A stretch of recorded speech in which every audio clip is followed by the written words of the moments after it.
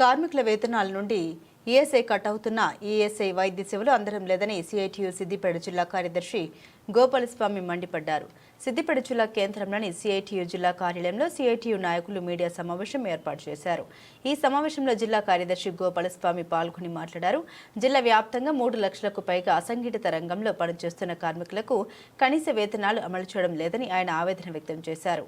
CITU Siddipet జిల్లా committee వైపు నుంచి ముందుగా అందరికీ నమస్కారాలు. సిఐటియు సిద్దిపేట జిల్లా మహాసభలు నిన్న కొండభూదేవి గార్డెన్లో మహాసభ జరిగింది. ముందుగా అంబేద్కర్ చమాన్ నుంచి, పాత బస్టాండ్ అంబేద్కర్ చమాన్ నుంచి మహాసభ ప్రాంగణం వరకు పెద్ద ర్యాలీ తీయడం జరిగింది. ర్యాలీ అనంతరం జెండావిష్కరణ సిఐటియు రాష్ట్ర అధ్యక్షులు జెండావిష్కరణ చేశారు. ఆ తర్వాత ప్రారంభ సభ, బహిరంగ సభ జరిగింది. తుకారాములు గారు ఉపన్యాసం, ఆయన ప్రధాన వక్తగా ఉపన్యాసం ఇచ్చారు. ప్రధానంగా ఈ మహాసభలలో కార్మికులు ఎదుర్కొంటున్నటువంటి అనేక సమస్యలు చర్చించడం జరిగింది. ఆ చర్చించిన అంశాలు అందరూ కూడా తీర్మానాలు కూడా చేసినాం. సిద్దిపేట జిల్లాలో సుమారు 3 లక్షల కార్మికులు, అంటే వివిధ రంగాల కార్మికులు, వివిధ రకాల కార్మికులు పనిచేస్తున్నటువంటి పరిస్థితి ఉంది. చాలామందికి ఈఎస్ఐ కట్ అవుతూ ఉంది.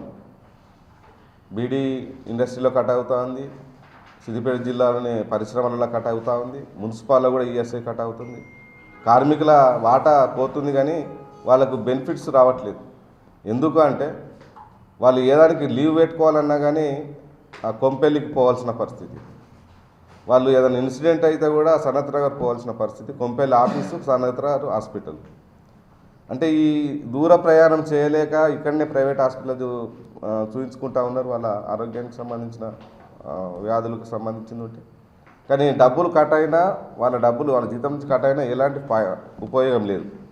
అందుకని సిద్దిపేట జిల్లాలో ప్రాంతీయ కార్యాలయాన్ని, అట్లాగే డిస్పెన్సరీని ఏర్పాటు చేయాలని ఈ మహాసభలలో ప్రధానంగా తీర్మానం చేయడం జరిగింది.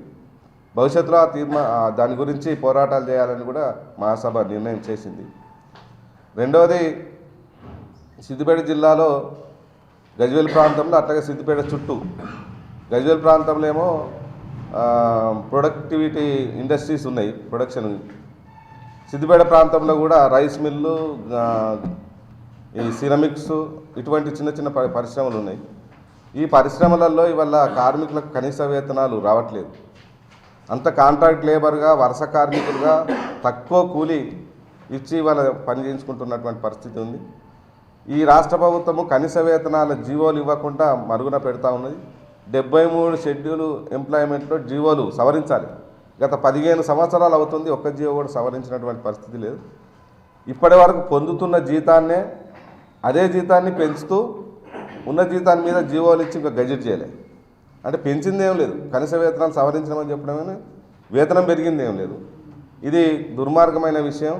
అందుకనే కనీస వేతనాలు సవరించి కొత్త జీవోలు ఇవ్వాలని చెప్పి కూడా ఈ మహాసభలో తీర్మానం చేయడం జరిగింది. భవిష్యత్తులో పోరాటం చేయాలని నిర్ణయం చేసింది.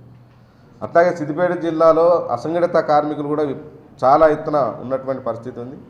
భవన నిర్మాణ రంగంలో, అట్లాగే హమాలీ రంగంలో, అట్లాగే ట్రాన్స్పోర్ట్ రంగంలో, అట్లాగే బీడీ కార్మికులకు